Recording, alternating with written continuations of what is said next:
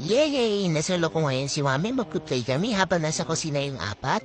Hapon na pala ng mga oras nito guys. Nagpapati yung apat din sa kusina. Hindi pa kasi kami nagkikita or nagkakabanding ni Amber. Kaya eto, dito muna ako sa loob.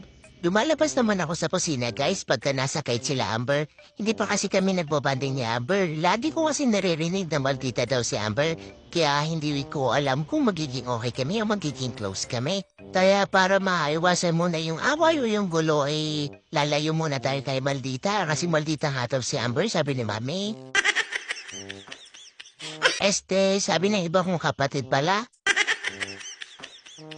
Umaga tapon nga pala lumalabas kami guys para syempre ma-exercise ang mga buto-buto namin. Parang tao din kailangan ma-exercise para hindi manhina. Favorite na favorite ko pala yung niraraba ko guys. Lalong-lalo na dito banda sa part sa my leg at dun sa bandang tummy. Kaya tingnan nyo naman na pataas pa yung kamay ko dyan para lang iraba